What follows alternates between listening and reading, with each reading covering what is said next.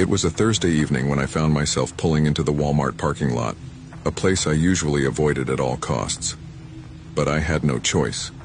My boss had dropped a last-minute bombshell about a team meeting the next day, and I needed supplies to prepare. It wasn't like I could show up unprepared, not after the warning he gave me last week. I glanced at my phone, checking the list I'd hastily typed out. Printer ink, notepads, and coffee pods. Simple enough. I tucked the phone into my jacket pocket and sighed. The parking lot was as chaotic as ever. Shopping carts were scattered haphazardly. A group of teenagers were laughing obnoxiously near the entrance, and the flickering overhead light cast long, eerie shadows on the cracked asphalt. A sharp wind bit through my jacket, urging me toward the entrance. I steeled myself and stepped inside, greeted by the familiar hum of fluorescent lights and the faint smell of disinfectant mixed with something less pleasant. I grabbed a cart and made my way toward the office supplies aisle. Halfway through my list, I felt it, a prickling sensation on the back of my neck, the kind you get when you know you're being watched. I glanced up, scanning the aisles, and that's when I saw him. He was tall, bald, and visibly unkempt. His white tank top was stained with what looked like grease, and his jeans were shredded on one side, exposing ashy, scarred skin. But it wasn't just his appearance that sent a chill through me. It was his eyes. Bloodshot and unblinking, they were locked on me with an intensity that made my stomach churn. I tried to shake it off. Maybe he wasn't even looking at me. I forced myself to focus on the shelves, grabbing the notepads I needed. When I looked up again, he was gone. Relief washed over me, but only for a moment. As I turned my cart down the next aisle, there he was again. This time, closer. He stood at the end of the aisle, partially hidden behind a rack of cleaning supplies. His gaze hadn't wavered. My heart rate spiked. I abandoned my cart and decided to head for the restroom. The growing discomfort in my bladder had become impossible to ignore, and if I was going to confront my unease, I needed to do it without the distraction of physical discomfort. But when I reached the women's restroom, a yellow sign greeted me. Closed for maintenance. Great, I muttered under my breath. My irritation was short-lived, though, as I felt that same prickle of unease crawl up my spine. I turned my head slowly, hoping I was just being paranoid. But no. The man was there again, standing at the far end of the hallway leading to the restrooms. His face was partially obscured by the flickering light, but his stance was unmistakable. His head tilted slightly as though he were studying me. Desperate, I spotted another restroom near the back of the store. I darted toward it, hoping to lose him in the maze of aisles. My footsteps echoed in the empty hallway as I pushed open the heavy restroom door and slipped inside. The silence was deafening. I hurried into the nearest stall, locking the door behind me. For a moment, I leaned against the cold metal wall, trying to steady my breathing. Everything would be fine, I told myself. He probably wasn't even following me. Then the restroom door creaked open. I froze. Heavy footsteps echoed off the tiled floor, slow and deliberate. I dropped to my knees, peering under the stall. The first thing I saw were boots, battered, scuffed, and caked with dirt. They moved closer, stopping just outside my stall. My breath hitched as I saw his shadow loom under the gap. Is someone there? My voice came out shakier than I'd hoped. No response. I stood up, peeking through the crack between the stall door and the frame. My stomach twisted as I met his gaze. His eye, red-rimmed and foggy, was pressed against the gap, staring at me. "Leave me alone," I shouted, my voice bouncing off the walls. He didn't move. Instead, a guttural noise rumbled from his throat, low and inhuman. Then he did something I hadn't expected.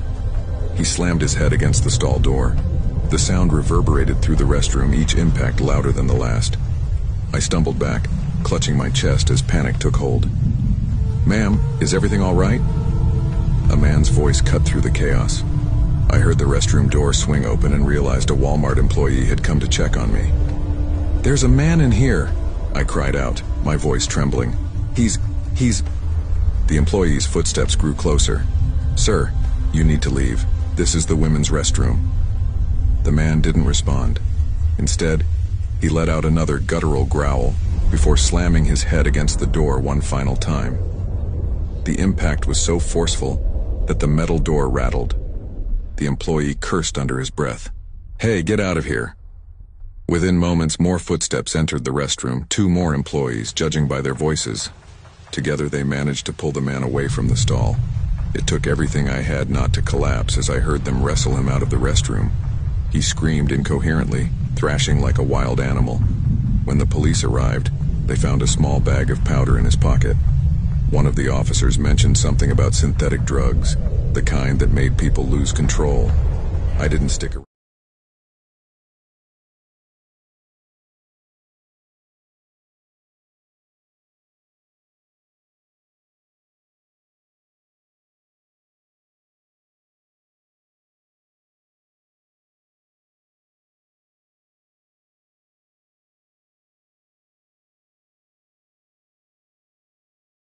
Spine. The bright fluorescent lights, the scent of cheap plastic and cardboard boxes, and the constant hum of overhead announcements. All of it takes me right back to that day. The day that changed everything. I've never been able to shake the feeling that something sinister lingers in the aisles of every Walmart I walk into. It's like I can still feel the presence of that stranger behind me, hear his footsteps echoing in my mind. It's been years since the incident, but the memory is still as vivid as ever. I was only 8 years old that day. A child, blissfully unaware of the danger that could be lurking in the most mundane places. My mom, older sister, and I had made the trek to the local Walmart in Crestwood, a quiet little town nestled deep in the heart of the countryside. It was our ritual, a trip to get ready for the new school year, something we did every August. The day had started like any other. My mom had worked long hours, and after dinner, when the sun began to dip below the horizon, we piled into the old minivan to get some back-to-school shopping done. "Don't forget, we're getting you a new pair of shoes," my mom said, her voice tired but patient. She was the kind of person who could juggle everything, work, home, and still manage to make us feel loved. I was ecstatic. I'd been begging her for a new pair of sneakers for days, and finally she'd agreed.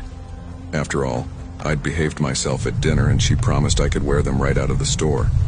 I remember the excitement as we passed the aisles of colorful shoes, my little feet dancing from one display to another. I got my new shoes, a shiny pair of neon sneakers, and I couldn't wait to wear them. We moved on through the store, my sister ahead of us, chatting away about school supplies, and I felt a surge of pride in my new shoes. As we left the shoe section, I realized one of my laces had come undone. It seemed like such a small thing, a loose lace. It wasn't a big deal, but I called out to my mom anyway. "Mom, wait up, my shoe's untied," I said. She didn't hear me. Neither did my sister. They were lost in conversation, weaving through the aisles, completely unaware of my sudden separation from them. I stopped to tie my shoe, feeling a little frustrated but still too excited to let it ruin my day. I bent down, focusing on the knot, and when I looked up again, they were gone. My heart skipped a beat. I scanned the aisle, but no one was there.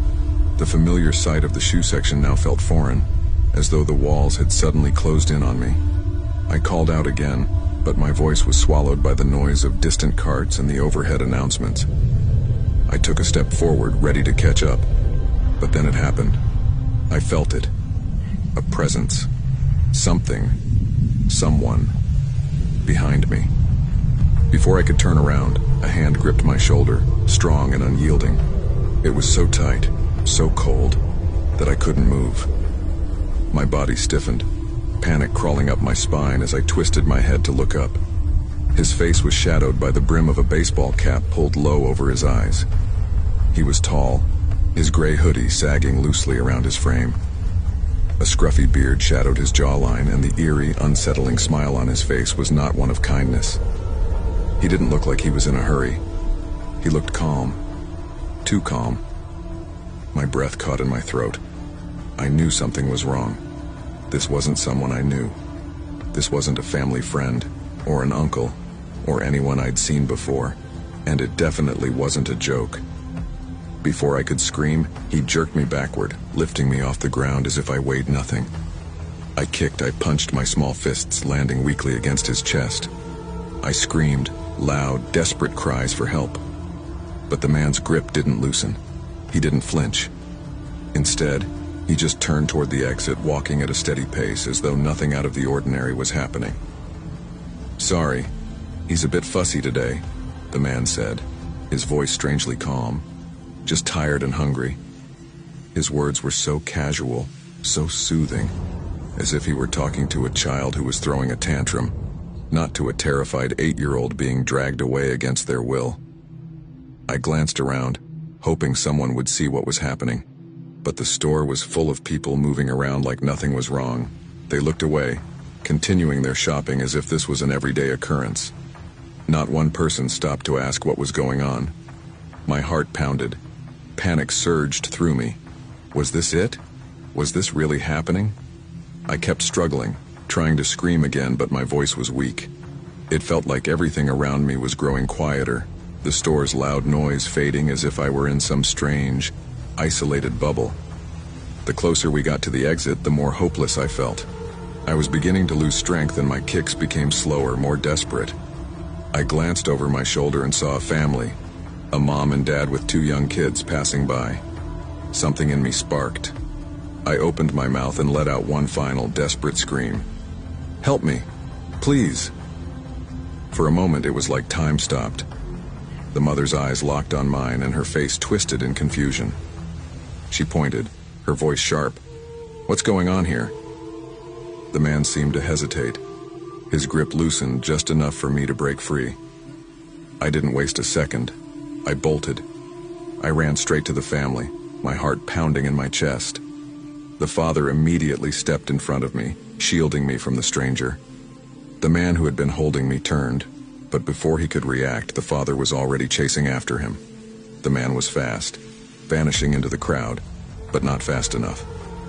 The father kept up, but by the time he reached the entrance, the stranger had slipped away, disappearing into the night beyond the doors. The family ushered me to the front of the store where my mom stood, her face a mask of panic. When she saw me, her expression shattered. She ran to me, arms wide open. I collapsed into her embrace, tears flooding down my face. I told her everything, about the man, about how he'd tried to take me. The police arrived soon after. They took my statement, but it was clear there wasn't much they could do. The man had vanished without a trace. As far as I know, nothing ever came of it. The days that followed were a blur. I could barely eat, my sleep disrupted by nightmares. My mom, too, had changed. She became more protective, hovering over me in a way I hadn't experienced before. She stopped letting me go anywhere alone. The fear in her eyes when she looked at me was something I'd never seen before, and it terrified me even more than the stranger had. The worst part? The lingering sense that something was still out there. I began to feel it every time we went out. I couldn't shake the fear. Whenever we entered a store, a crowded place, I would constantly look over my shoulder, half expecting to see that man standing in the shadows. His face, that unsettling smile, haunted me. As I grew older, I learned to bury that fear deep inside, but it was always there, simmering beneath the surface. Every time I stepped into a Walmart, that tight, suffocating feeling would wash over me again, as if the memory of that night were alive, waiting to pull me back. I'm an adult now. I've moved away from Crestwood, but the fear never left me. Whenever I walk into a Walmart, I glance over my shoulder just to make sure. I don't know if it's because I never got the closure I needed, or because the event left a scar that will never fade, but that shadow follows me. Sometimes I think about the man, the stranger. What would have happened if the family hadn't intervened? Would I be here today? Would they have found me? Would I have disappeared, just another missing child lost in the sea of nameless faces? I don't know. And maybe I never will. But every time I step into a Walmart, I feel it. The weight of the shadows. The echo of that man's footsteps. the lingering, haunting reminder that danger can be found in the most ordinary of places.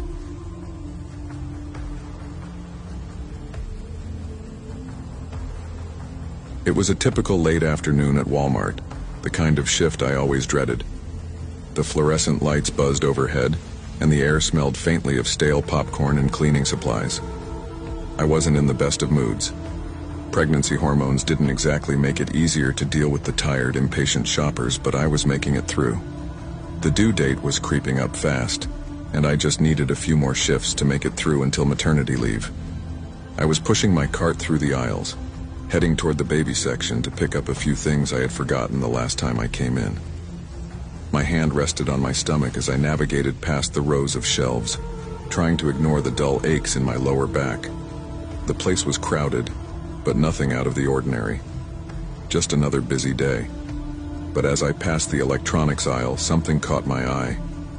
A man was standing by the DVD section, his posture tense and rigid. He was staring at something in his hands, a thick black object. It didn't seem right. Most people didn't act like that unless something was wrong. I shrugged it off and continued down the aisle, trying not to look too much. I didn't want to get involved. But then the hairs on the back of my neck stood up, and I couldn't shake the feeling that I was being watched. I looked back over my shoulder, only to find the man staring directly at me. His eyes were cold, calculating. I felt my heart race. Something wasn't right. I turned quickly and pushed my cart faster toward the baby section, hoping he wouldn't follow me. But the feeling of being watched intensified, and I couldn't get the image of his cold eyes out of my head. It was like the air around me had suddenly gotten heavier, and each step I took felt slower, like I was moving through molasses. I reached the baby aisle, my breath quickening, trying to convince myself that I was just being paranoid. I grabbed some wipes and diapers, my hands trembling slightly as I filled the cart. Just as I was about to turn around, a loud bang echoed through the store. My heart stopped. I froze, my mind struggling to process what had just happened. Another bang, then another. I heard the unmistakable sound of glass shattering, followed by screams. My hands gripped the edge of the cart, my body frozen in place. People started running, pushing past me in a panicked rush. I looked down the aisle to see people ducking and scrambling for cover. The sounds of shouting and footsteps mixed with the rapid popping of gunshots. I felt my chest tighten as the reality hit me. There was someone with a gun in the store. I glanced down at my stomach. My baby. I needed to protect it. I needed to get out of there. I pushed the cart forward, moving as fast as I could, but my mind raced with thoughts of the gunman.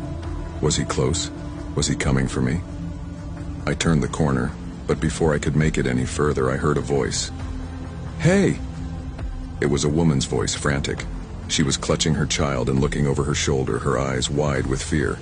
"We need to get out, they're shooting." I nodded, my heart pounding in my ears. We started running together, but the store felt like a maze. With every turn, I feared we might run into the shooter. As I reached the exit doors, I could see the security guard, his hand on his radio, shouting orders. I pushed past the panicking customers and ran outside, gasping for air. The cold night hit me like a slap to the face, but I didn't care. I was safe. But something told me that this was just the beginning. The night air was sharp as I stumbled out of the store. The parking lot, usually filled with cars and people going about their business, was eerily quiet. A few distant sirens wailed in the background, but everything felt like a distant echo, as if the world had been momentarily frozen in time. I stood there, trying to steady my breath, clutching my stomach like it was the only thing keeping me grounded. I couldn't believe what had just happened. It didn't make sense. I glanced at the other customers who had fled the store with me. Most were pacing nervously, some crying, while others clung to their phones, talking frantically to loved ones. I wanted to call my fiancé, Mark. He worked late shifts at the hospital and usually didn't answer his phone right away, but I needed to hear his voice. My hands shook as I dialed his number, waiting anxiously for the line to pick up. "Hello?" His voice came through, thick with sleep. "Mark, it's me. Something happened at Walmart. There was a shooting. People are freaking out and I don't know what to do. I gasped, my voice trembling. I'm outside, but I can't stay here. It's not safe. Stay where you are. Don't move. I'm on my way. Mark said quickly, his tone turning serious. Are you okay? Is the baby okay? I'm fine. I'm fine. But I need to get out of here. I replied, my chest tightening as I looked around the parking lot again. I couldn't shake the image of the man in the electronics aisle, his eyes on me like he had been waiting for something. I couldn't help but wonder if this was more than just a random attack. I'm coming now, Mark said before hanging up. I stayed on the line, pacing in circles, trying to keep calm. The night seemed to drag on forever. Minutes felt like hours. I couldn't stop thinking about what I had seen, the gunman, the look in his eyes. What did he want? Was he just a lunatic, or was there something deeper to this? As I was lost in thought, I saw a car pull up, and my heart skipped a beat. It wasn't Mark. A man with dark, unkempt hair stepped out, looking around with wild eyes. He was wearing a hoodie, his hands stuffed in his pockets. He glanced at me and then quickly looked away, but something about his demeanor unsettled me. He walked toward the entrance of the store, not in a hurry, but with purpose. Something about him felt wrong. Without thinking, I turned on my heel and started walking toward the back of the parking lot, my hand still clutching my stomach. I had to get away from the store, away from anyone who might be involved. The sound of his footsteps grew fainter, but my instincts told me to keep moving. Suddenly, a loud bang rang out from the direction of the store. I froze. Then came another shot, followed by more. But these shots didn't sound like the chaotic bursts I had heard inside the store. They were slow, precise, like someone was targeting something, or someone. I looked toward the store entrance and saw the man in the hoodie standing by the doors, holding something in his hand. He raised it slowly, and before I could make sense of what was happening, another shot rang out, echoing in the still night air. My heart raced, and I knew this wasn't over. I needed to get out of here. I didn't wait to see if Mark had arrived. I didn't want to risk being caught in the crossfire. My feet moved faster now, driven by a primal fear I couldn't ignore. I wasn't sure if the shots were aimed at me, but they might as well have been. As I neared the edge of the parking lot, I heard a car engine roar to life. A black SUV came speeding toward me, tires screeching. My eyes locked onto the front window, and my blood ran cold. The man in the hoodie was in the passenger seat. The SUV slowed to a stop right beside me, and the window rolled down. A man with a wide, crooked grin leaned out. He was younger than I expected, maybe late 20s, and his eyes gleamed with an unsettling mix of amusement and menace. "You didn't think you'd get away that easily, did you?" he called out, his voice a mixture of sarcasm and danger. "You're carrying more than just life, lady. You're carrying something much more valuable." I froze, trying to make sense of his words, my heart pounding in my chest. The grip on my stomach tightened as if my baby was sensing the danger.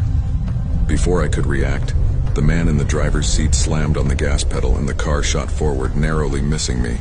My legs buckled and I fell to the ground, the world spinning. I couldn't believe it. What had just happened? My phone buzzed in my pocket and I grabbed it, hearing Mark's frantic voice on the other end.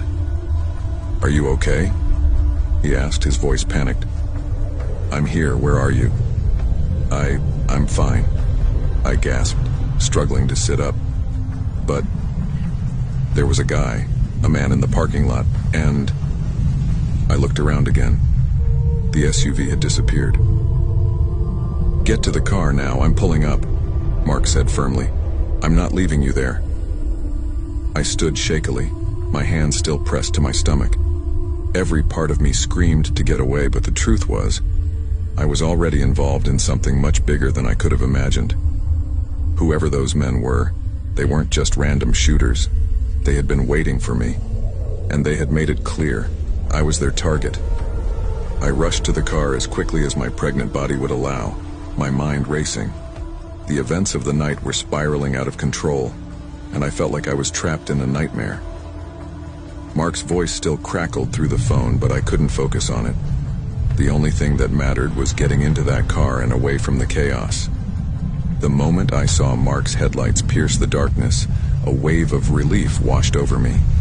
I hurried to the passenger side and threw open the door. "Get in," he shouted, his eyes wide with concern. "Are you okay? What the hell happened?" I slammed the door behind me, breathless. There were shots.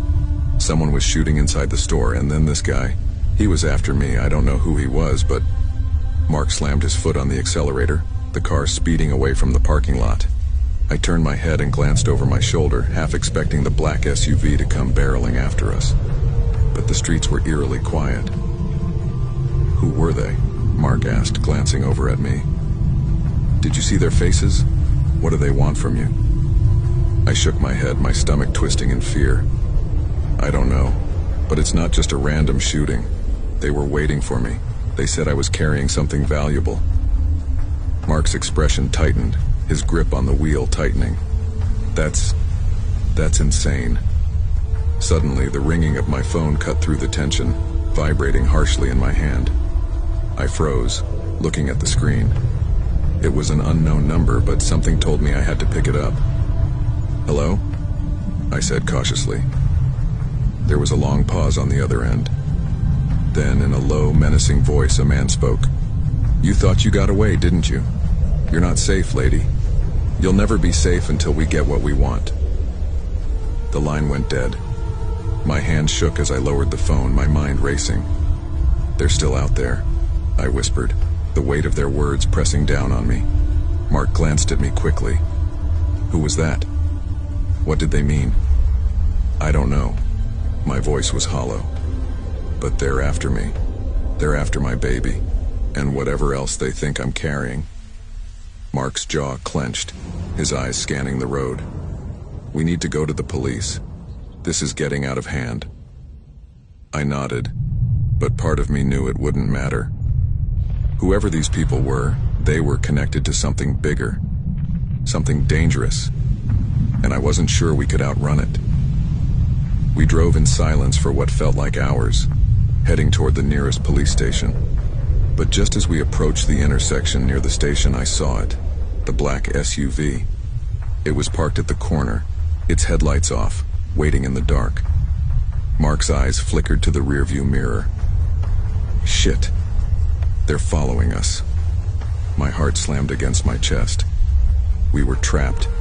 There was nowhere to run. Mark took a sharp turn, speeding down a side street in a desperate attempt to lose them. But the SUV was relentless, staying right on our tail, its engine roaring louder as it closed the gap. I felt a surge of adrenaline. The fear was overwhelming, but the fight-or-flight instinct kicked in. I glanced at Mark. "We need to lose them. Now." He nodded without saying a word, and with a quick flick of his wrist, he swung the car onto a narrow back road, hoping the turns would give us an edge. The SUV followed, but it was slower, unable to keep up on the winding path. Mark floored the pedal, and for a few heart-stopping minutes it seemed like we might just escape. But just as I thought we were in the clear, the SUV came around the corner, blocking the road. Mark slammed the brakes and I gasped, my hands gripping the seat in panic. The SUV's headlights flooded the car, blinding us. For a moment, I thought we were done for. But then, a figure stepped out of the vehicle. A man in a black hoodie, holding something in his hand. A gun. He pointed it at us, his finger tightening on the trigger. The world seemed to slow as I watched the gun in his hand. My heart pounded in my chest. I couldn't breathe. "Get out of the car," the man ordered, his voice cold, steady. "You're not going anywhere. Not until you give us what we want." Mark's face twisted in fury. "You want my fiancée? You want my baby? You'll have to kill me first." The man smiled darkly, his finger inching closer to the trigger. Suddenly, the sound of sirens pierced the air, sharp and clear. The man froze, his gaze darting back and forth as the police arrived on the scene.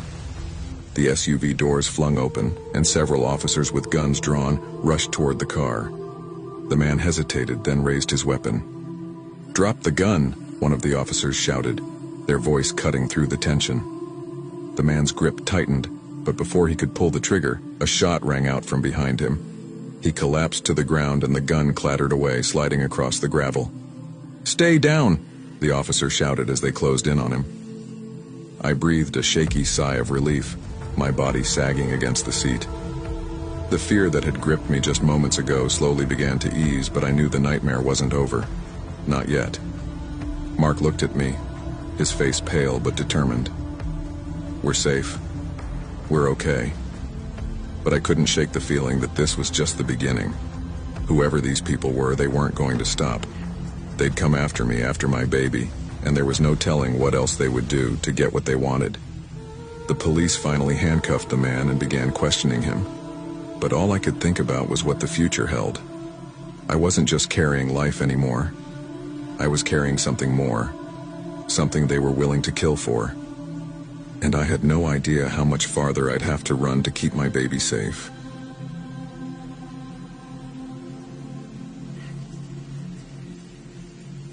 Working at Walmart was usually the calmest part of my day. The routine was comforting. The predictable aisles, the quiet background hum of the fluorescent lights. My apartment, just behind the store, was a stone's throw away, making my daily commute a short, easy walk. I'd grown accustomed to entering and exiting through the back entrance, where I could quickly cross the parking lot, step over a quiet street, and be home within minutes. On most nights, this simple routine felt like the only consistent thing in my life. But one evening, as I was heading into my shift, something strange caught my eye. The loading dock parking lot, usually vacant except for the odd delivery truck, had a dark brown van parked near the dumpsters. It was out of place, too close to the trash bins, and too far from where the trucks normally parked. I could have brushed it off, thinking it was an employee's van, maybe someone running a late shift or taking a break. It wasn't uncommon for people to park there when the lot filled up during peak hours. But for some reason, my stomach twisted. I didn't know why. It was just a van, right? I shook off the feeling, telling myself I was just being paranoid. I walked inside and clocked in, trying to focus on the routine. Customers came and went, and the soft beeps of the scanners filled the air. By the time my shift ended, I was exhausted. All I could think about was getting home, taking a hot shower, and sinking into bed. The clock ticked, and I punched out, grabbed my bag, and made my way to the back entrance. I stuck to my usual routine, heading toward the lot, trying not to think about the van. But as I stepped outside, the nagging feeling returned, like a whisper at the back of my mind. I glanced over toward the dumpsters, and the van was still there, parked under the dim glow of the parking lot lights. The area was quiet, no sound, just the hum of the overhead lights. I didn't want to look, but I couldn't help it. I focused on the van, wondering if maybe I had just missed it earlier. Maybe it had been parked there all night. But then, just as I turned to continue walking, I heard it. An engine growling in the distance. It wasn't loud, just a low rumble, but it was getting closer. I froze. The van was moving. I turned my head slowly, my body stiffening as the van rolled toward me, its headlights cutting through the darkness, shining directly into my eyes. I could feel my pulse racing, the hairs on my neck standing up. Was it just a coincidence? Maybe they were just passing through, heading for the exit. But no, the van slowed, rolling closer, stopping just a few feet from me, the headlights blinding. Then the side door of the van slid open with a metal screech that sent chills down my spine. Two figures jumped out, their faces obscured by dark ski masks, their movements fast and efficient. Before I had a chance to react, one of them grabbed my arm, pulling me toward the van. I struggled, instinctively trying to break free, but their grip was like iron. The second man rushed to cover my mouth with a gloved hand. Panic surged inside me as they dragged me toward the open van. I kicked and twisted, trying to scream, but the hand over my mouth stifled the noise. The last thing I saw before the door slammed shut was the dim outline of Walmart fading away, my safety disappearing in the distance. Inside the van, I struggled against their hold, my heart pounding in my chest. I fought with everything I had, desperate to get away, but the men were too strong.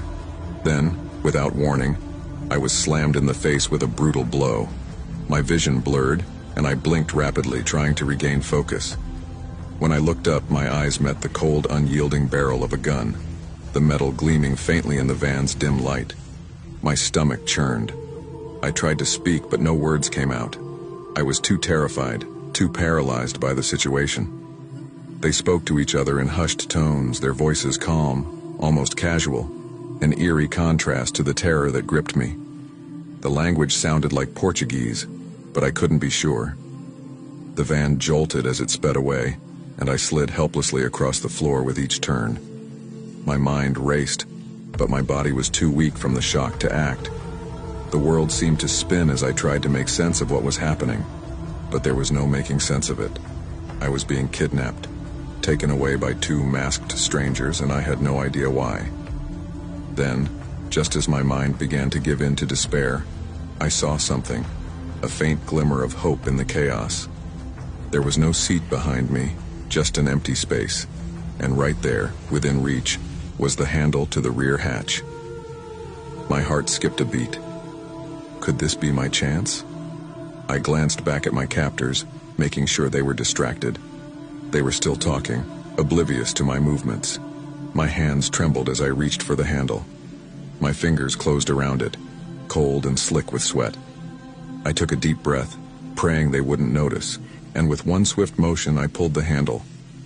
The rear hatch burst open with a sudden gust of cold air. Without hesitation, I threw myself out of the van, feeling the wind whip through my hair as the asphalt rushed up to meet me. Pain exploded in my body as I hit the ground, but I didn't stop. I scrambled to my feet, adrenaline pumping through my veins. I had to move faster. Behind me, I heard the van screech to a halt. The doors slammed open. The sound of footsteps pounding against the pavement echoed in the night. They were coming after me. I pushed myself harder, ignoring the burning in my legs and the sharp ache in my lungs. My only goal was the safety of Walmart, the lights up ahead. I could barely see them, but I knew the way. I ran faster than I ever had before until I reached the back entrance. I burst through the door, slamming it shut behind me. I collapsed against the cold metal, gasping for air, my whole body shaking. The terror of what had just happened was finally crashing down on me. I dialed 911, my hands trembling so much I could barely hold the phone. When the operator answered, I could hardly speak, my voice trembling as I recounted the events. The police arrived quickly, taking statements and searching the area, but the van and the men were long gone. They suspected the men were part of a larger operation, maybe linked to human trafficking, something far more sinister than I had ever imagined. The thought made my stomach turn. In the days that followed, I couldn't shake the images of that night. The van, the masked faces, the gun. Every time I stepped outside, I felt like I was being watched. The parking lot, once so familiar and comforting, now felt like a trap. I avoided it at all costs, never walking alone. I never felt safe. It took weeks before I could walk back into Walmart without my heart racing, without looking over my shoulder every few steps. But I knew I'd never forget the terror of that night, the fear.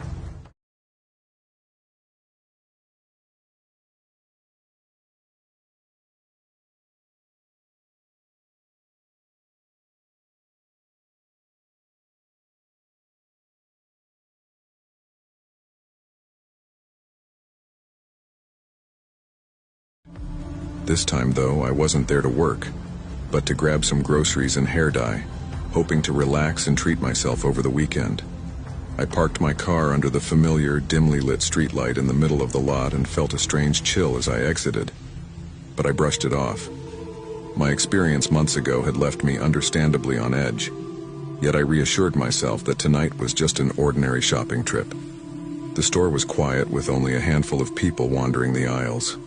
As I pushed my cart, collecting milk, bread, and a few other essentials, the calm atmosphere lulled me into a false sense of security. After all, it was Walmart, where I'd worked, where I'd walked countless times. It felt safe in its familiarity. When I reached the checkout, ready to pay, I suddenly realized I'd left my purse in the car. "Oh no," I muttered under my breath, annoyed at myself. I turned to the cashier, a young woman with a friendly face, and asked if I could leave my card at the front while I quickly ran outside to grab it. "No problem," she said with a smile. "Thanks," I replied, trying to shake off the weird unease that seemed to settle in my chest. I hurried toward the entrance. As soon as I stepped out, the parking lot felt different, almost eerie under the streetlights. I noticed the vast emptiness stretching around me, the rows of cars that seemed to disappear into the shadows. It was strange how quiet the lot was, like it had been abandoned. I tried to focus on my task and walked briskly toward my car. But then a small glint caught my eye, a slip of paper tucked under my windshield wiper. I stopped, confused, and looked around. But there was no one nearby, just the soft hum of distant traffic. My pulse quickened as I leaned forward to inspect the note. The words "turn around" were scrawled on it in a messy, jagged handwriting. My heart skipped a beat. "What the hell?" I muttered under my breath, suddenly feeling an icy chill crawl up my spine. I glanced over my shoulder, but the lot was empty. It had to be some prank, right? A sick joke. I shoved the note in my pocket, trying to shake the feeling of dread gnawing at me, and unlocked the door to my car. That's when I felt it, the prickling sensation on the back of my neck, as if someone was watching me. My body stiffened. Slowly, I turned my head to glance out the window, and then I saw him. A man, tall and broad-shouldered, was walking quickly toward my car from the shadows. His face was half covered with a dark bandana, but his eyes, they were unmistakable, dark, intense, and locked on me. My pulse spiked. Panic surged through me. I froze for a second, my body caught in some primal flight or fight reaction. He was too close, too fast. Without thinking, I yanked the door shut and hit the lock button, my hands shaking as I fumbled to grab my keys. The man reached my window, and with terrifying speed he began to tug on the handle, trying to force it open. His face was inches away, eyes dark and relentless as he pressed his face to the glass. His fist thudded against the window, and I could hear the muffled curses as he muttered something I couldn't make out. "Let me in," he growled, his breath fogging up the glass. I could feel my heart pounding in my chest, almost too loudly. The noise was relentless, pounding, slamming, again and again. I was trapped, stuck in this car with a man who had no intention of letting me go. I fumbled for my keys, feeling my skin grow cold with fear. Come on," I whispered to myself, my hands finally finding the ignition. I jammed the key into the ignition and cranked the engine, feeling the vibrations of the car's engine roar to life. As soon as it started, I slammed my foot down on the gas pedal, not looking back as the car jerked forward. But the man wasn't done. I caught a glimpse of him in the side mirror, and he was still coming. His eyes locked on mine as I pressed the gas harder, desperate to get away. I heard him swear, a loud curse that echoed across the parking lot. Then there was a sickening sound, a sharp crack, as he swung something toward the window. A rock, or maybe metal. It didn't matter. It didn't stop me. In the split second it took for him to swing it toward the glass, I shifted the car into drive, my foot slamming down on the accelerator. The car surged forward with a jolt, and I felt the momentary tug of his hand being ripped from the door handle. But then, glass exploded inward, scattering shards across the seat and dashboard. My ears rang with the deafening sound of it. The cold air rushed in and I screamed, swerving slightly as the shock of the impact sent waves of panic through me. My foot pressed harder on the gas and the car tore out of the parking lot. I glanced in the side mirror, seeing the dark shape of him running after me, but I couldn't look back any longer. I pushed myself faster, my heart hammering in my chest. I finally reached home, my hands still trembling, my breath short and ragged. I parked in the driveway, and only then did I realize that I was still clutching something in my hand. The note. My hands shook as I unfolded the crumpled paper, staring at those two words again. Turn around. A chill ran down my spine, colder than the night air. The note had been more than a warning. It had been a deliberate lure, a trap to get me out of my car and make me vulnerable. I rushed inside, slamming the door behind me, locking it, double-checking every window, every door. I stood in the middle of the living room, the quiet of my home almost suffocating. The next morning I returned to Walmart with my husband. I had to report what had happened, but more than that, I needed the reassurance that I wasn't alone. Every step into that parking lot brought back flashes of the man's eyes, the sound of the glass shattering, the echo of his fist on my window. Inside, the manager listened to my story, his eyes wide with shock. "We'll look into the footage," he promised, "and we'll make sure our staff stays vigilant. This won't happen again." But there was only so much comfort in his words. The truth was, nothing would erase the terror of that night. Weeks later, I still couldn't shake the feeling of being watched. Every time I passed that lot, a small part of me tensed up. I couldn't help but glance over my shoulder or check my surroundings a little more carefully. And the thought of that simple piece of paper, that harmless-looking note, kept me up at night, making me wonder how many others might have fallen for the same trap. From that day forward, I knew one thing for certain. I would never ignore a gut feeling again.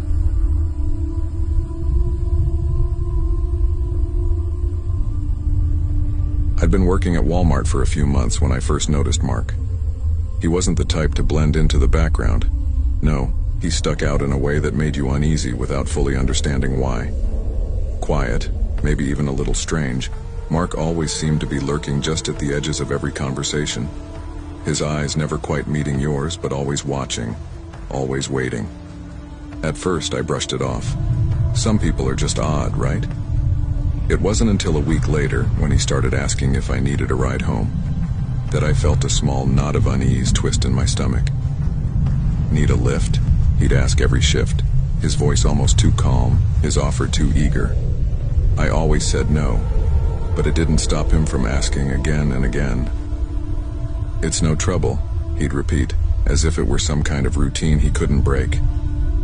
I thought I was being paranoid. It wasn't like he had ever done anything that crossed a line. He never pressured me, never pushed too hard, but that look in his eyes, the way he always lingered too long, had started to get under my skin. Then one evening, my car broke down. I didn't know what to do. I'd have to leave it at the shop, and my usual ride couldn't make it. I had no choice but to ask for help. And of course, that's when Mark was there. Like fate had a twisted sense of humor. "We live near each other anyway," he said with a too-wide smile when I hesitated. I should have said no, but I didn't. I was tired, and I needed to get home. "Thanks," I said, forcing a smile. "I'll even buy you dinner. My treat." The car he drove was a beat-up old Honda, the kind that looked like it had seen better days a decade ago. Dents, scratches, like it had been through more than a few accidents. I tried not to think about it, telling myself it was just a car. But when I got in, I noticed something strange. The passenger door had no handle. "Why's it missing?" I asked, already sensing something was off. "It came like that," Mark replied, shrugging. His eyes darted away, like he didn't want to look at me. "Just use the window crank." I forced a laugh, trying to brush off the growing discomfort gnawing at me. I rolled the window up, trying to ignore the icy chill that crept up my spine. This was nothing, I told myself. It was just a ride, just a guy trying to be nice, nothing more. But as we pulled out of the lot, I noticed Mark's hands were gripping the steering wheel so tightly, his knuckles turning white. The car jerked as he shifted gears, barely paying attention to the road. I tried to make small talk, telling him about the diner down the street where I was planning to buy him dinner, but he didn't respond. He didn't even acknowledge me. It was as if I wasn't there at all. The tension in the car grew thick, and I could feel the hairs on the back of my neck standing up. The silence was suffocating. Then, without warning, he swerved the car slightly to the right, just enough to make my heart jump into my throat. "Everything okay?" I asked, my voice shaking. "Yeah, fine," he muttered. His eyes never left the road, but there was something cold in his tone that sent a chill down my spine. I glanced back at the door handle again, the lack of it suddenly feeling more like a trap than just an oddity. My instincts were screaming at me to get out, but I told myself I was being irrational. "Why don't you fix that door?" I asked, trying to keep my voice light. Mark's face stiffened. His jaw tightened, and for the first time he looked at me, not with his usual disinterested stare, but with something darker behind his eyes. 3 years, he said, his voice low. 3 years I've been waiting for this. I didn't know what he meant, and for a moment my mind went blank. My gut twisted into knots as I tried to figure out if he was joking or if he'd completely lost it. 3 years? I repeated, forcing the words out. "What are you talking about?" His eyes locked on mine for the first time, and his lips curled into a twisted, unsettling smile. 3 years. Waiting. The words hung in the air, and I could barely breathe. Something inside me told me I needed to get out. Fast. Without thinking, I shifted my body slightly, pretending to adjust my seat. I reached for the window crank again, hoping to get enough of it down to scream if I needed to. But before I could get the window much lower, I felt a sharp pain jab into my side. I looked down, and my heart stopped. He was holding a taser, the prongs pressed against my ribs. I froze, too stunned to react, as he pressed it harder, sending a jolt of pain through my body. My vision blurred and my muscles locked up as the electricity coursed through me. In that moment, I knew I had to act fast, or this ride would be my last. I slumped back into the seat, pretending to go limp. I could feel his gaze on me, and I knew he was watching, waiting to see if I'd stay down. He muttered something to himself, but I couldn't understand it.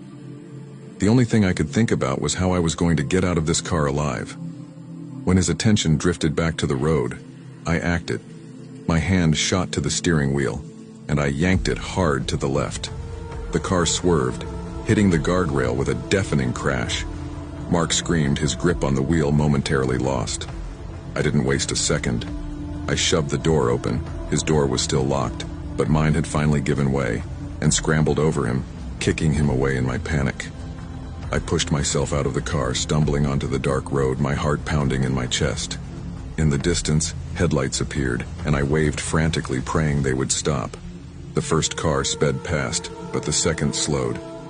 The window rolled down and I collapsed in relief, breathless and trembling as I explained everything. The police found Mark at his apartment later that night. His walls were covered in disturbing photographs, some of people he worked with, including me. And in one corner of the room was a picture of me, torn and faded, as though he'd been waiting for this moment for far too long. I still can't shake the feeling that he's out there, somewhere. And every time I see a car with a door handle missing, my heart skips a beat.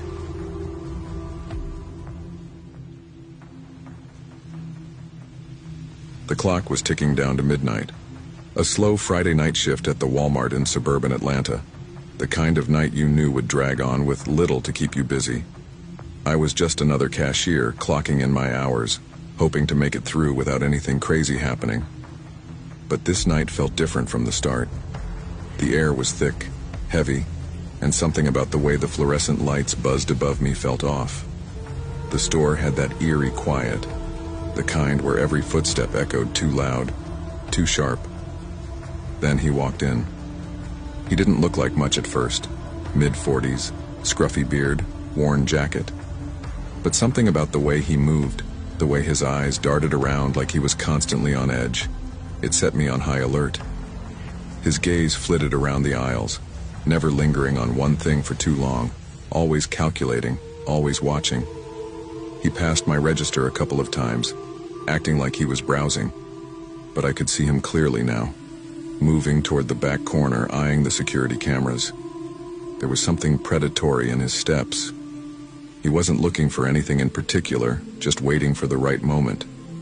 I tried to shake off the bad feeling, but my gut was telling me this wasn't just another slow night. I watched him for a few more minutes, making a mental note of his position. He was still lurking near the electronics, but now there was a second man who had joined him. This one was younger, maybe in his 30s, wearing a hoodie that hid his face. They exchanged a quick nod, and then they both turned and headed towards the front. I couldn't shake the feeling that something was wrong, that I was about to be caught in the middle of something I didn't want any part of. And then it happened.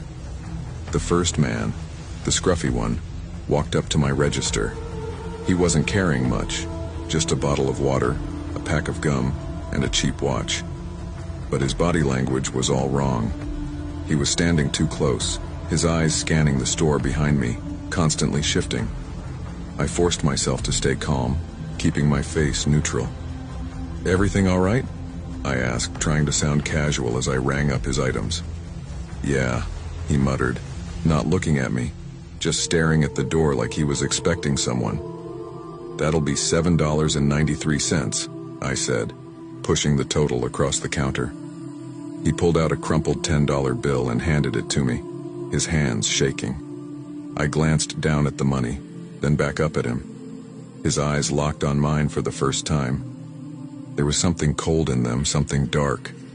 "Keep the change," he said quickly, almost too quickly, and before I could respond, he grabbed his stuff and rushed toward the door. I took a deep breath, trying to shake off the unease building in my chest. But then I heard it. Something heavy, something metallic, clinking as it hit the floor just outside the door. The man had dropped something, and I knew instantly it wasn't just a bottle of water or a pack of gum. A gun. I could hear the cold metal clink echo in my head. I froze, heart racing.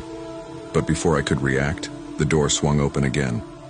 This time, the scruffy man wasn't alone. 2 more men followed him in. Both wore masks, both had guns drawn. The temperature in the room dropped. I felt the hairs on my neck stand up. "Everyone get down," one of the masked men yelled, his voice muffled. "Don't move." My blood ran cold. My instincts told me to run, but my feet wouldn't move. They herded the few remaining customers to the back of the store, forcing them into the stockroom, away from the security cameras. I tried to stay calm, to think clearly, but something told me this wasn't your average robbery. This was something else. They weren't here for cash, and they weren't here for food. They were here for something worse. The second man, the one who hadn't spoken yet, walked up to me slowly. His eyes were hidden behind the mask, but there was no mistaking the menace in his stance. "Go to the back," he ordered, his voice low and dangerous. I nodded, trying to keep my breathing steady as I backed away toward the employee area. But just as I was about to disappear into the hall, I heard it. Another shot, distant but sharp. A customer screamed, followed by the sound of hurried footsteps. The men were moving quickly now, setting up something, but I had no idea what. It was like they were preparing for an event. I could hear the rattling of heavy equipment, the metallic clink of something being dragged across the floor. I rushed to the stockroom, where a few employees were hiding. "Get to the back door," I whispered, my voice trembling. "Now." But it was too late. The door slammed open behind me, and the masked men stormed in. They hadn't come for money. They'd come for something much darker. "Stay down," one of them shouted as he grabbed a nearby customer, pulling him roughly to the ground. "Where is it?" I didn't know what he was talking about. I didn't care to find out. The only thing I could think of was getting out of there alive. A voice from the back called out, "They've got it. They found it." The masked men turned toward the sound of the voice. I didn't have time to look back, didn't have time to wonder what they had found. I just bolted for the exit.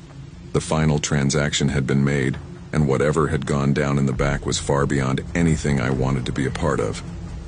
I made it out barely. The police showed up an hour later, but by then the men were gone. The store was left in disarray, nothing but confusion and unanswered questions. The news reports later claimed it was just a botched robbery, but I knew better. I knew what they had been after wasn't money. It was something far worse, and I knew I'd never be the same after that night. Because whatever they were looking for, whatever they took, it wasn't just a robbery. It was a deal, a final transaction that would haunt me forever.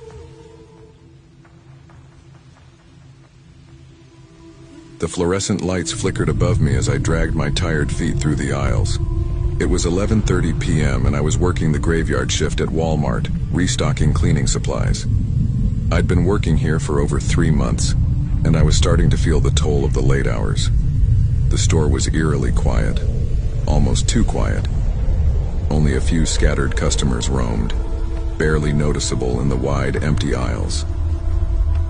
"Hey, Mark," I called, hoping for a brief distraction. Mark, my coworker, waved from the break room door, looking like he hadn't had a good night's sleep in weeks. I could use a break myself, but I kept pushing through the exhaustion. The night was dragging, and I wanted to get out of there without anything strange happening. But then it started. I noticed her, an old woman standing in front of the cleaning aisle, just staring at the shelves.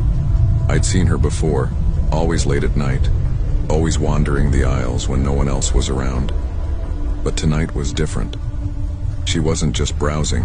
She was standing still, her eyes wide, glazed over like she was searching for something, or maybe lost in a memory.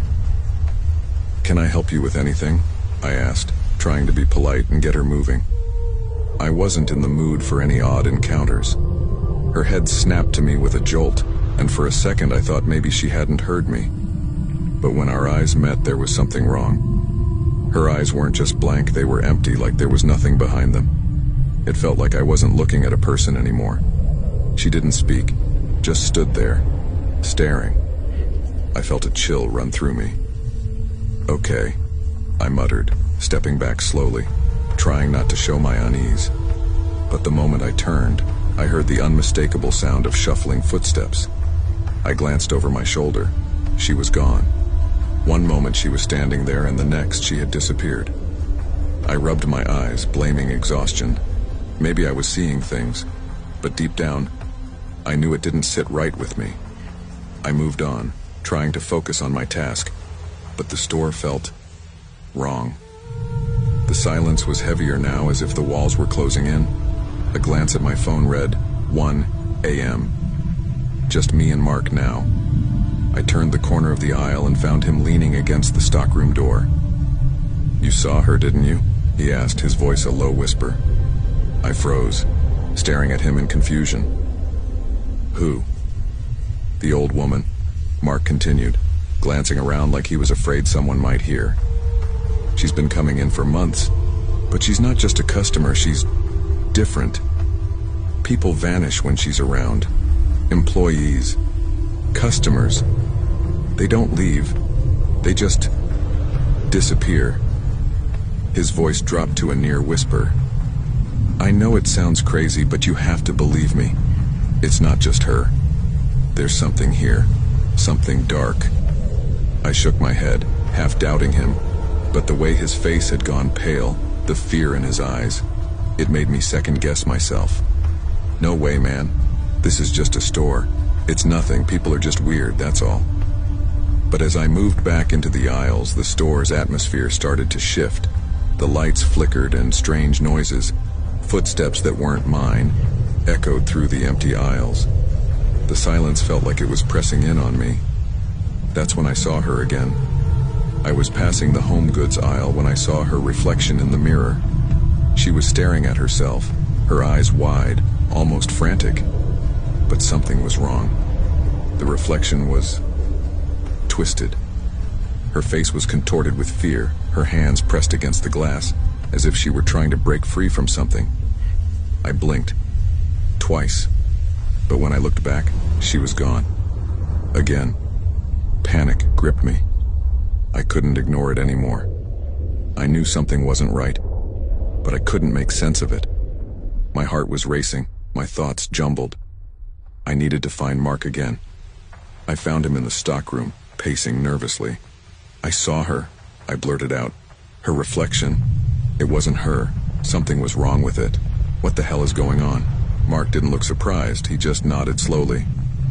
"I told you, man. It's not just her. There's something else in this store. Something dark. People don't leave. They just disappear." He paused. "And when you start seeing it, you can't stop." A wave of dread washed over me. I needed to get out, but I couldn't stop thinking about it. Something was pulling me in. I had to know more. I spent the next hour trying to push the feeling away, but every corner I turned, it felt like I was being watched. I could hear whispers in the aisles, but when I turned, no one was there. It was 3 a.m. now. Then I saw her again, standing outside the front doors.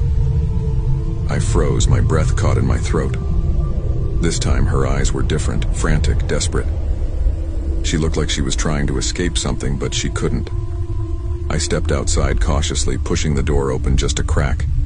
She didn't flinch, didn't move. She just stared back at me, her eyes filled with something dark, something that made my blood run cold. And then, without a word, she turned and began walking away. But she wasn't walking into the night. No, she was walking toward the parking lot. And then, she didn't stop. She kept walking, walking until she disappeared into the ground. I stood there, paralyzed, unable to move, unable to speak. What the hell just happened? But that wasn't the worst part. I turned to go back inside, but my phone buzzed in my pocket. It was a message from Mark. Don't look at the ground too closely. It'll pull you under, just like the others. My heart skipped a beat. As I looked down at the pavement beneath me, the ground rippled, just like the earth had swallowed her. I heard footsteps behind me. I turned, my stomach dropping into my feet, but there was no one there. I ran back inside, the feeling of being watched never leaving me. I couldn't shake the thought, had she really gone? Or was she still here, trapped? And if she was, what was she waiting for? I never worked the graveyard shift again, but every time I passed that Walmart, I couldn't help but glance at the parking lot. And sometimes I swear I still see her there, watching.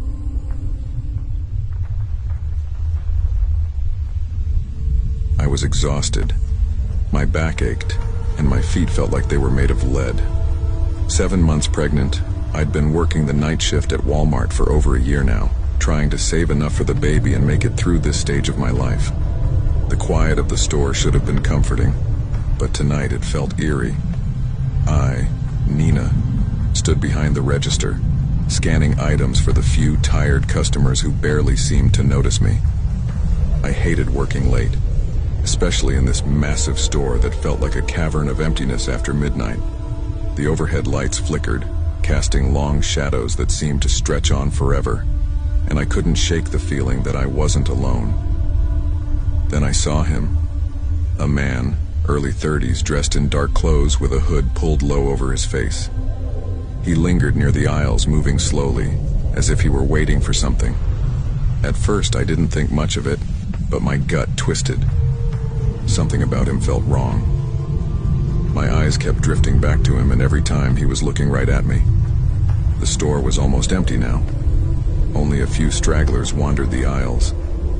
I tried to focus on my job, but every time I glanced up, his gaze was fixed on me, cold, calculating, like he was weighing something. His eyes made my skin crawl, but I couldn't look away. Then, without warning, he disappeared down one of the aisles. A slight relief washed over me, but it didn't last. The feeling of dread settled in my stomach like a stone, heavier than my swollen belly. My thoughts raced. I needed to focus, to push it aside. But something told me this wasn't over. I decided to check the back room for some supplies, hoping the routine would help ground me. The flickering lights made the store feel even more oppressive, so I grabbed a flashlight. As I walked down the narrow aisles, every creak of the floorboards seemed louder than usual. The stillness was suffocating, as though the store itself was holding its breath. Suddenly, I felt a tap on my shoulder. I spun around, my heart leaping into my throat. It was him. "Stay quiet," he whispered, his voice low and grating, like it belonged to someone who had long forgotten how to speak kindly. Before I could scream, another man appeared beside him, bigger, taller, his cruel smile stretching unnaturally across his face. He grabbed my wrist, pulling me toward the back of the store. "Please don't hurt me," I begged, my voice shaking. "I'm pregnant. Please, I can't." The bigger man's eyes softened for just a second, but then he shoved me harder. Move. The panic hit me full force. I was alone, defenseless, and they had guns. My pregnancy felt like both a weakness and a shield. I was vulnerable, but I had to hope that would mean something to them. Maybe I could stall, find a way to buy some time. But the reality settled in. I wasn't going to get out of this unless I thought of something, fast. We reached the employee break room, and the flickering lights seemed to dim even more, casting everything in a shadowy haze. The tension in the air thickened, like a storm was about to break. One of the men pulled out a duffel bag. "We need you to open the back storage doors," he demanded, his voice tight with impatience. I froze. "I don't have the keys," I said, barely able to hold my breath in. "I can't open that without a manager." The man raised an eyebrow, clearly unimpressed. "You work here, don't you? You know how to get us what we want." I couldn't understand what they were after. What could be so important that they needed to break into a back storage room? My thoughts spun wildly as I tried to keep them talking, to keep them from getting any closer to whatever it was they wanted. I need a manager's permission," I stammered. "I don't have the codes. You'll need someone else to open it." His grip on my arm tightened, almost making me cry out. "You think we care about your excuses?" he spat, voice dripping with disgust. "You know exactly what we need. Open the door." I could feel my heart slamming in my chest, every beat echoing like a countdown. What was happening? Who were these men? Then, just as everything seemed on the verge of breaking, the sound of glass shattering echoed through the store. The blaring alarm followed instantly, and the men froze, their faces draining of color. "What the hell did you do?" the bigger man hissed, looking toward the back of the store. His grip on me loosened slightly, and for the first time, there was something like fear in his eyes. I didn't know what had happened, but it was clear that something had gone wrong. My chance. I wasn't waiting around to find out. I ran. My heart pounded as I bolted down the aisles, adrenaline surging through me. I reached the front of the store, saw the flash of blue lights outside the window, and heard the sound of police radios crackling. I screamed as loudly as I could, pointing toward the back of the store. "They're in the back," I yelled, voice cracking with fear. An officer rushed inside, gun drawn, and I didn't wait to see what happened next. I turned and ran for the exit, not caring if I was seen or heard. I just needed to get out. The officers stormed in, their footsteps pounding in the silence, and the men were quickly surrounded. The first man, the one in the hoodie, started backing toward the exit. But it was too late. They were trapped. The men were arrested, their hands cuffed, faces twisted in disbelief. But as I watched them being led out of the store, the man in the hoodie turned to me, his expression cold and empty. "You think this is over?" he muttered, voice low and dangerous. This was just the beginning. A chill ran through me. The words made my stomach turn. What did he mean? This wasn't just a random robbery. These men had been after something bigger, something I couldn't even begin to comprehend. The store was in chaos now, officers everywhere, and the aftermath of the break-in still unfolding. I was shaken, but I was alive. As I sat in the break room, trying to steady my breathing, my mind kept circling back to what the man had said. What had they been after? The officers eventually let me go home. As I stepped outside, the cold night air hit my face, and I realized that nothing would ever be the same. That quiet store where I had spent so many sleepless nights would never be the same, and neither would I.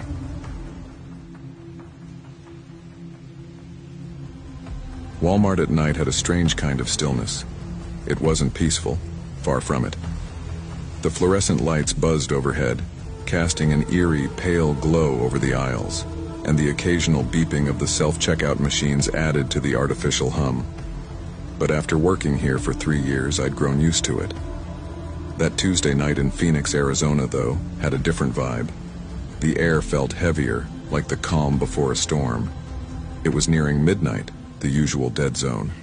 Most of the customers who came in this late were either drunk, desperate for something, or just plain weird. I was stationed at self-checkout, my least favorite spot. The cameras watched everything, and I had to deal with people who were either too impatient to follow instructions or trying to scam the system. "Hey, Maddie," Emily said, walking over from her register. She looked exhausted, her blonde hair tied back in a messy ponytail. "You think they'll let us out early tonight? It's dead in here." I glanced at the clock. "Doubt it. They'll probably find some stupid cleanup job to keep us busy." Emily groaned. "I swear, if one more drunk guy comes in smelling like piss, I'm quitting." We both laughed, but it was cut short by the sharp ding of the sliding doors. A man walked in wearing a red hoodie, the hood pulled up despite the warm night. He moved slowly, his hands stuffed into his pockets, and kept glancing over his shoulder. "Great," Emily muttered. "Looks like trouble already." I didn't respond, but I kept an eye on him as he wandered toward the frozen food section. Something about him felt off, but I couldn't put my finger on it. About 15 minutes later, the first real problem of the night rolled in. "Excuse me." A shrill voice cut through the quiet.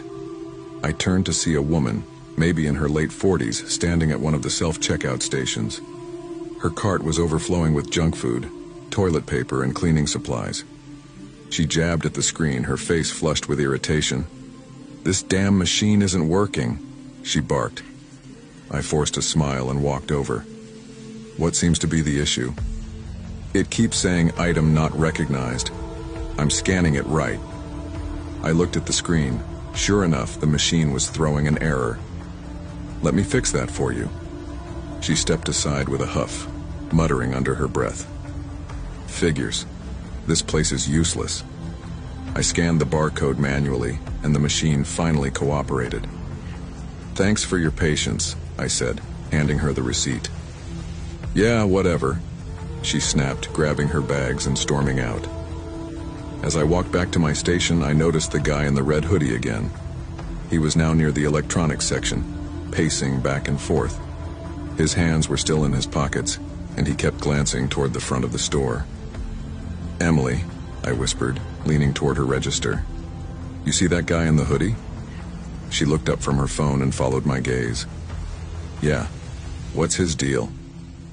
"I don't know, but he's been acting weird since he walked in." "You think he's gonna steal something?" "Maybe. Keep an eye on him." Emily nodded, her eyes narrowing as she watched him. That's when the crash came. A loud bang echoed from the electronics section, followed by the sound of glass shattering. My stomach dropped. "What the fuck was that?" Emily whispered, her face pale. "Stay here," I said, my voice shaking. I walked toward the noise, my heart pounding in my chest. The electronics section was empty, but one of the display cases had been smashed. Shards of glass littered the floor, and the air smelled faintly of metal. "Hello?" I called out, my voice trembling. No response. I took a step closer, my sneakers crunching on the glass. That's when I saw him, the man in the red hoodie, standing at the far end of the aisle. He was holding something in his right hand, and his face was partially obscured by the hood. "Sir?" I said cautiously. "Are you okay?" He didn't move. "Sir, I need you to..." Before I could finish, he turned and bolted toward the front of the store. "Shit!" I yelled, running after him. "Security!" I shouted as I passed the registers. Our security guard, an older guy named Ron, stepped out from behind the customer service desk. But before he could react, another man, a greasy-haired guy I hadn't noticed before, stepped into Red Hoodie's path. Everything happened so fast. The greasy-haired guy shoved Red Hoodie, sending him sprawling to the ground. That's when I saw it. The object in Red Hoodie's hand was a gun. It clattered to the floor, sliding across the tiles. For a moment, everything froze. Emily screamed. Customers ducked behind counters. My legs felt like lead. The greasy-haired guy dove for the gun, but Red Hoodie was faster. He grabbed it and pointed it at him, his hands shaking. "Stay the fuck back," Red Hoodie shouted. I was just trying to help." the greasy-haired guy said, his voice shaking. "You don't want to hurt anyone," I called out, hoping to de-escalate the situation. "Just put the gun down." But Red Hoodie's eyes were wild. It was clear he wasn't thinking clearly. "I didn't mean for this to happen," he muttered, more to himself than to us. "I just needed the money. They said I could get out of this mess, but it's all falling apart." I looked at him carefully. He was young, maybe early 20s, and his desperation was palpable. A broken man caught in the middle of something much bigger than he could handle. I could almost hear the weight of his failure, his crumbling life. He glanced at me then, his eyes wide, and I saw the fear in them. "Just let it go," I said softly, taking a small step forward. He shook his head, tears welling up in his eyes. "I'm not going to make it out, am I?" he whispered, almost to himself. Before I could respond, the greasy-haired guy lunged at him. "No!" I screamed, but it was too late. The gun went off with a deafening crack and everything turned to chaos. The greasy-haired man collapsed to the ground, clutching his shoulder as blood seeped through his fingers. Customers screamed and scattered, running for the exits. Red Hoodie looked as shocked as the rest of us, his mouth hanging open as he stared at the man he'd just shot. "Oh fuck," he whispered, stumbling back. "Oh fuck, oh fuck." Before he could react further, Ron, our security guard, tackled him from behind. The gun clattered to the floor again, spinning out of reach. Ron wrestled Red Hoodie to the ground, pinning his arms behind his back. "Stay down, kid," Ron growled, his voice steady despite the chaos around us. I ran to the greasy-haired man who was writhing on the floor, his face pale. "Someone grab a first aid kit," I yelled, pressing my hands against his wound to stop the bleeding. I was just trying to help," he mumbled, his voice weak. "You did," I said, my voice shaking. "You just hang on, okay? The cops are on their way." The police arrived within minutes, their flashing lights illuminating the front of the store. Paramedics rushed in to treat the greasy-haired man, while officers hauled Red Hoodie to his feet and cuffed him. He didn't resist, he just kept muttering to himself, his eyes glazed over. I sat on the floor near the registers, my hands still stained with blood. Emily came over and sat next to me, her face pale and her eyes red from crying. "Is he gonna be okay?" she asked, her voice barely above a whisper. "I don't know," I said truthfully. The store was quiet again, but it wasn't the same as before. The tension in the air had been replaced by something darker, something that would linger long after the broken glass was swept up and the bloodstains were scrubbed away. As I clocked out that night, the paramedics wheeling the greasy-haired man past me, I couldn't shake the feeling that I'd just survived something I wasn't supposed to. I drove home in silence, the events of the night replaying in my mind. The sound of the gunshot echoed in my ears, and every time I blinked, I saw the blood pooling on the floor. When I finally pulled into my driveway, I sat in the car for a long time, staring at the darkened windows of my house. Somewhere out there, Red Hoodie was sitting in a jail cell, and the greasy-haired guy was fighting for his life in a hospital bed. And me? I was alive. But as I looked at my hands, still faintly stained red despite the scrubbing, I wondered if I'd ever feel normal again. Because sometimes when you make it to the final checkout, you leave a part of yourself behind.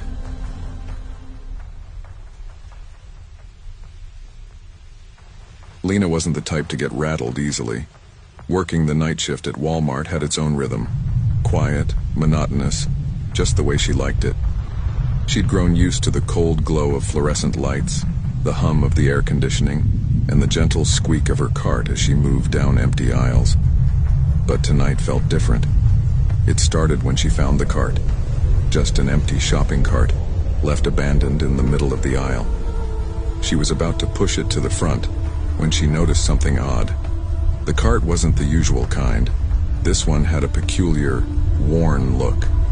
Its wheels squeaked with a sound that made her skin crawl, and the handles were chipped, as if someone had gripped them too hard over the years. Shrugging it off as another forgotten cart, she pushed it back to the front of the store.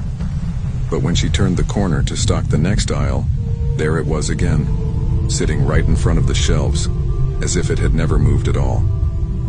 "That's strange," she muttered to herself, a flicker of unease creeping in. She moved the cart again, but the moment her back was turned, it appeared once more in a different aisle. Her heart skipped a beat. It had to be a coincidence. She had to be imagining it. But it didn't feel like one. Lena tried to shake off the feeling. It was just the late shift getting to her. She had been working overtime lately, and the isolation was starting to mess with her head. Still, she couldn't help but glance over her shoulder as she walked. Every time, the cart seemed to be waiting for her. Her mind began to wander.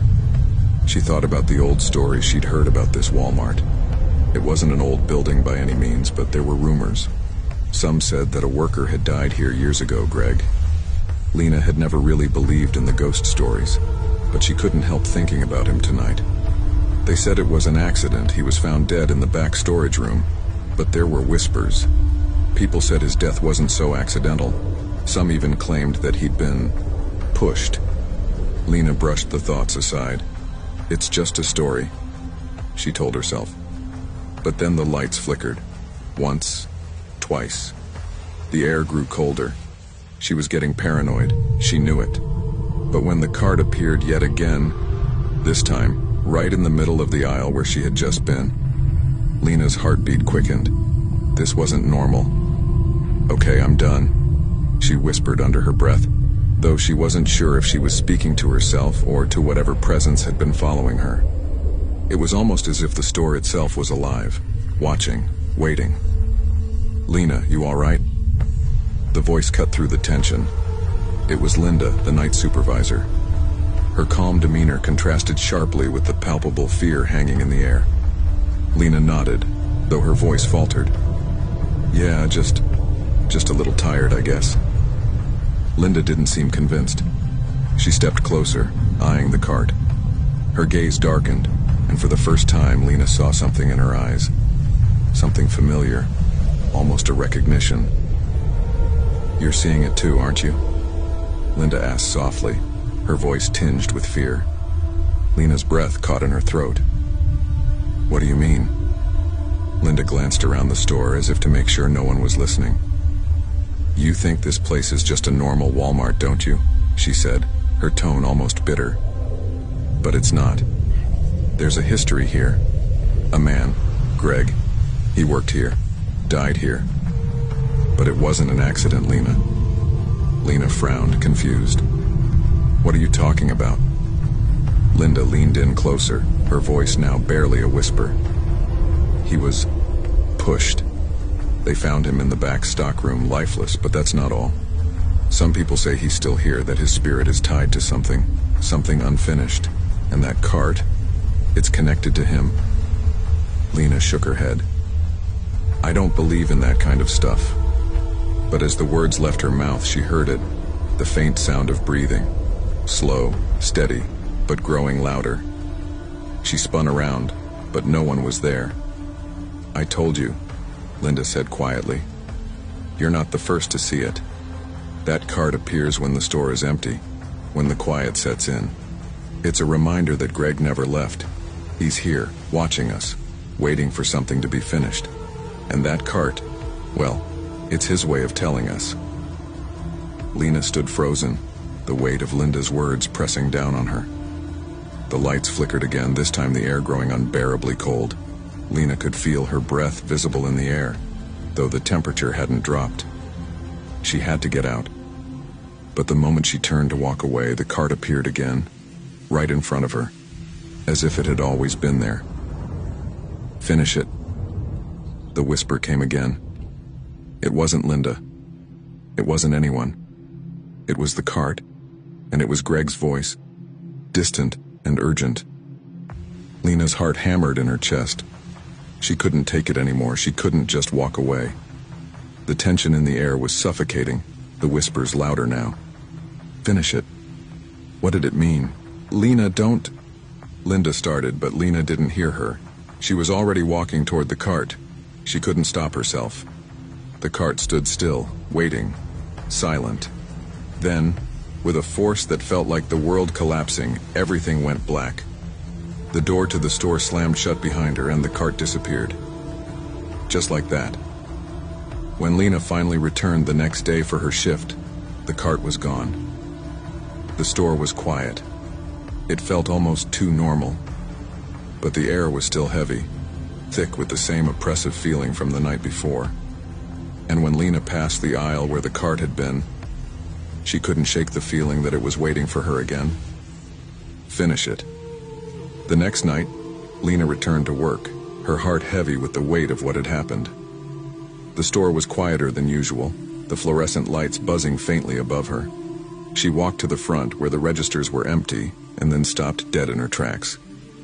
There, in the middle of the aisle, was the cart, waiting for her. Her breath hitched in her chest as memories from the night before rushed back. She remembered Linda's warning, the way the air had grown thick with dread, and the whispers that had followed her every step. But tonight was different. Lena stood frozen, staring at the cart. This time she wasn't afraid. No, this time there was a strange sense of understanding. She knew what had to be done. Taking a deep breath, she walked toward the cart. The wheels squeaked as she pushed it slowly, the sound reverberating in the silence of the store. She could feel the presence, the oppressive weight of Greg's unfinished business. She didn't know what had happened to him, what tragedy had bound him to this place, but she was determined to end it. She pushed the cart all the way to the back of the store, to the area where Greg had died. The lights flickered as she stood there, her heartbeat pounding in her ears. The silence was suffocating. "This is for you, Greg," Lena whispered, her voice barely audible. Suddenly, the store seemed to exhale. The temperature dropped, the air thick with an invisible force. The cart shook, rattling violently for a moment before the wheels locked. Then, a cold breeze swept through the aisle, and for a split second, Lena felt a presence behind her. She didn't turn around. "Finish it," came the whisper, but it wasn't Greg's voice this time. It was softer, distant. Lena reached down, her fingers brushing the cold metal of the cart. The moment her hand made contact, the entire store seemed to groan in unison, the lights flickering one last time before stabilizing. For a moment, everything was still. Then, without warning, the cart rolled backward on its own, moving away from her, as if it were being pulled by invisible hands. The temperature returned to normal. The store felt different, calmer, emptier, as though a heavy burden had been lifted. Lena stood still, the silence now comforting instead of suffocating. She felt a sense of release, as though she had done what was needed. The whispers faded, and for the first time in days, she could breathe. As she turned to walk away, she glanced at the aisle one last time. The cart was gone. The store was quiet. It was over. But as she left the building that night, Lena couldn't help but feel that Greg's spirit had finally found peace. The oppressive feeling had lifted, and though she didn't know what had truly happened, she knew one thing for certain: she would never forget the abandoned cart that had haunted her nights. And as she locked the door behind her, she heard one final whisper.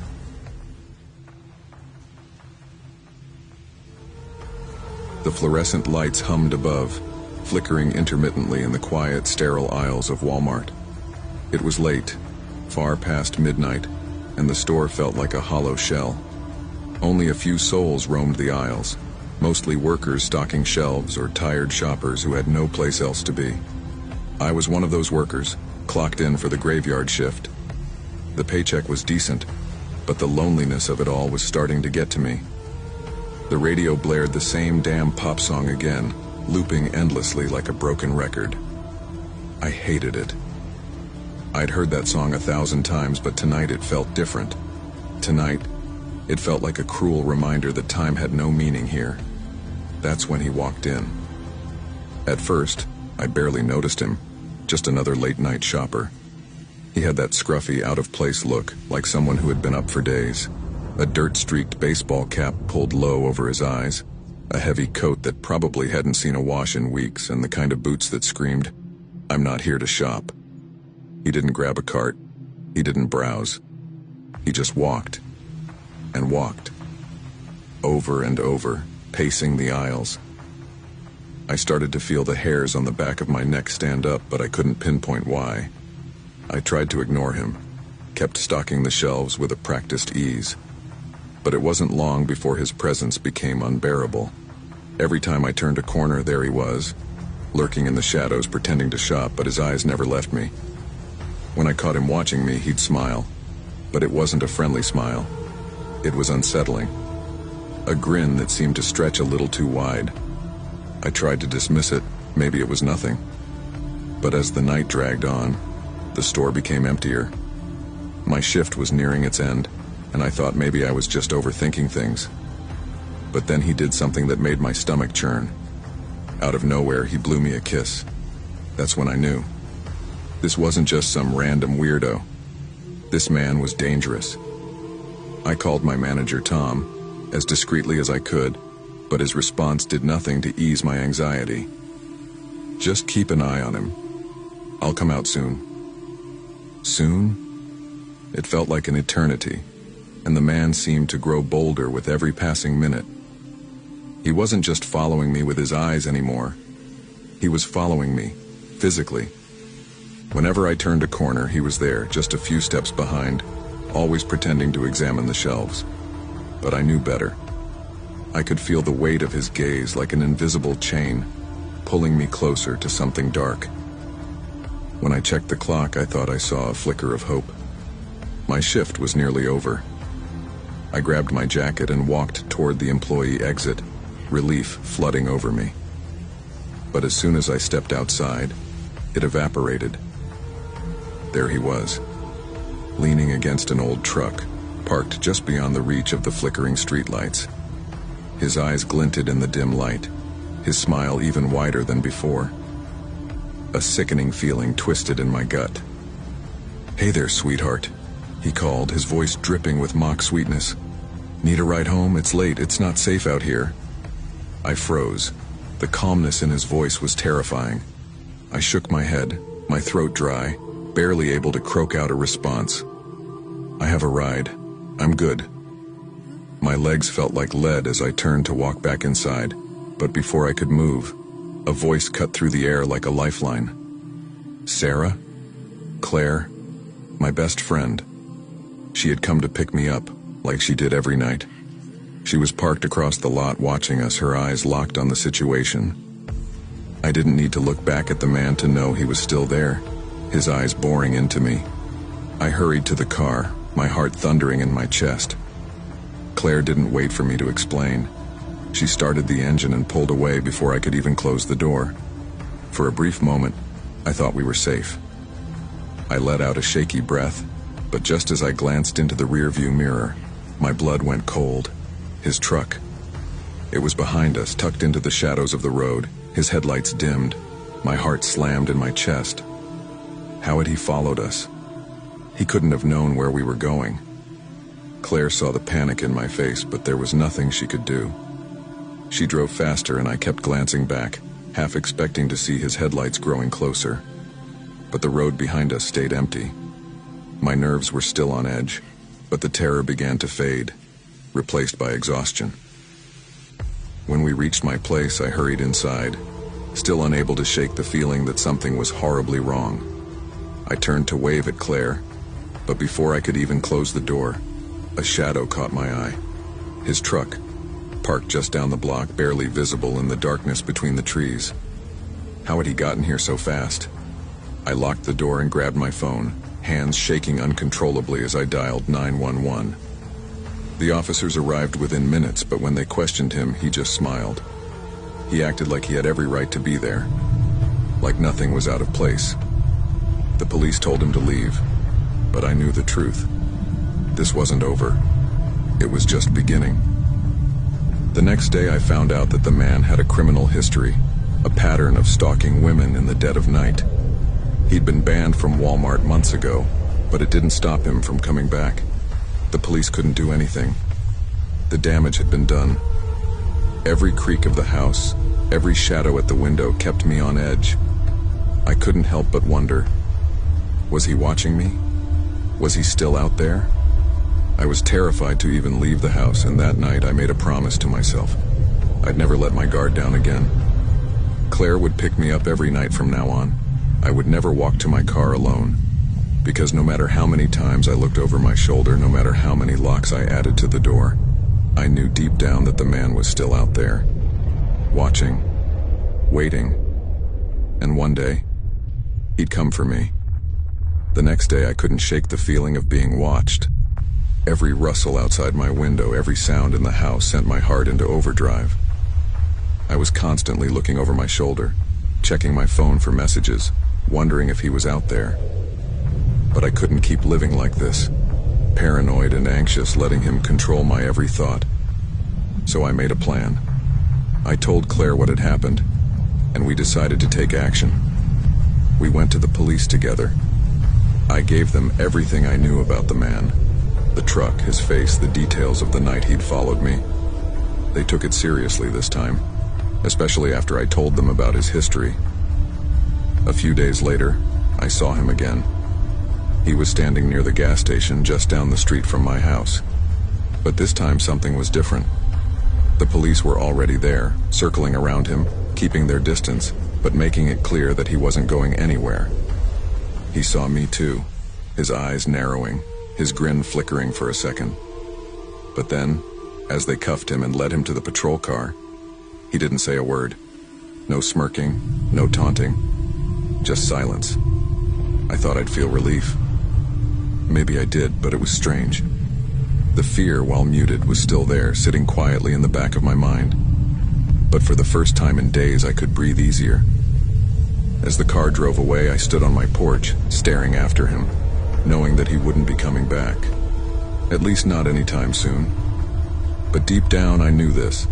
Safety was never guaranteed. People like him, they don't just disappear. They're always lurking, waiting. And as much as I wanted to forget the last few weeks, I knew that nothing could ever feel quite the same again. I never thought much about the nights I spent at Walmart. At 19, the long shifts in the fluorescent-lit aisles were nothing more than a way to make ends meet. Extra cash for my truck, my video games, and maybe some food from the fast food joints near work. I wasn't looking for anything more than the simplicity of paycheck-to-paycheck living, surrounded by the hum of the conveyor belts, the shuffle of shoes on linoleum, and the occasional uncomfortable exchange with a customer. But the night everything changed started like any other. I had just clocked in for my 10 p.m. shift. The store was eerily quiet, save for the steady clinking of shopping carts and the sound of cleaning supplies being restocked in the back aisle. Ethan, the supervisor, gave me a quick nod as I grabbed my cleaning supplies. He was always around late, a guy who seemed as tired as I felt. He gave me a list of things to do, mostly routine, boring tasks to keep me busy. It didn't help that the night was frigid, the kind of cold that settled deep into your bones, even inside a warm building like Walmart. The air outside was thick with a mist that clung to everything, making the parking lot appear like something out of a horror movie. Still, I didn't think much of it. I was used to the late-night shifts, the empty aisles, the stale air. Around 3 a.m., after completing the monotonous tasks, I was finally free to take a break. I made my way out to the parking lot, wanting to get some fresh air. The lot was mostly empty, with a few cars parked in distant corners. I parked my truck in the farthest spot, as per company policy, and sat in the driver's seat for a moment, scrolling through my phone, mindlessly avoiding the dark thoughts of how I was blowing through my savings on tires that weren't cheap. That's when I saw him. A figure, tall and ragged, leaning against the side of my truck. His clothes were tattered, his face hidden beneath the shadow of a hood. At first, I thought it might have been a coworker, maybe one of the night shift stalkers getting off work. But something felt wrong. The figure didn't move, didn't acknowledge me as I approached. I stopped, my gut twisting, a sense of dread crawling up my spine. "Hey," I called out, trying to sound confident. "Can I help you?" The figure slowly turned. What I saw made my stomach lurch. The face, Sunken eyes, pale skin, lips twisted into a grin that looked more like a snarl, was not human. It was as if he had stepped straight out of a nightmare, his skin pulled tight over his bones like a mask. There was no warmth in his eyes, no humanity, just cold, dead space. "Sorry," he said, his voice low, almost in a whisper. "I just wanted to talk." "Get away from my truck," I said, my voice shaking, though I couldn't quite pinpoint why I felt so scared. Maybe it was the way he spoke, or the fact that he hadn't moved a muscle in the minutes we'd been standing there. His presence was suffocating, and I felt trapped. The figure stepped back slowly, and I felt a flicker of relief, but then he said something that made my blood run cold. "You're not the one I want," he murmured, his eyes flicking to the side. "But you're the one I'm getting." Before I could react, he vanished into the fog like a shadow melting into the night. I stood frozen for a moment, the words echoing in my mind. My heart was pounding so hard I could feel it in my throat, and my palms were slick with sweat. I didn't want to leave the safety of my truck, but I couldn't shake the feeling that something was very wrong. I glanced around, scanning the parking lot, but everything was still. I slammed the truck into gear and pulled out, the tires screeching against the pavement as I sped toward the exit, the mist swirling around my headlights. That was when I saw him again. He wasn't standing in front of the store, or lurking by the cart corral like I'd imagined. He was right behind me, running in the fog, faster than any man should have been able to. His figure loomed closer in my rearview mirror, the faint outline of his face illuminated by the faint glow of the streetlights. I could feel the panic rising, my hands gripping the steering wheel as I swerved, trying to outrun him. I floored the gas pedal, tearing through the parking lot, but the figure was gaining on me. His eyes, those cold, lifeless eyes, were locked on me, and his grin grew wider with every step. I shot through the intersection, my heart hammering in my chest. The lights changed, but I didn't care. I heard the unmistakable thud of footsteps pounding the pavement behind me, too close for comfort. There was no way he could be that fast. My foot slammed on the gas pedal harder, and I felt the truck lurch forward as I flew down the street, not daring to look back. I didn't stop until I was miles from Walmart, my hand still shaking, my pulse erratic. It wasn't until I pulled over to call the police that I realized something horrifying. The fog had swallowed the night. No cars, no movement, just the faint outline of Walmart, sitting in the distance like a ghost town. And I couldn't shake the feeling that he was still out there. The police came, but there was no trace of the man. They searched the area, but no one had seen him. No one had heard anything. It was as if he'd never existed at all. But I know what I saw. The look in his eyes, that chilling grin, the way he moved like he was from another world.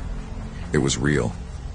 And every time I walk out of Walmart at night, I can still feel his presence, lingering in the fog, watching from the shadows.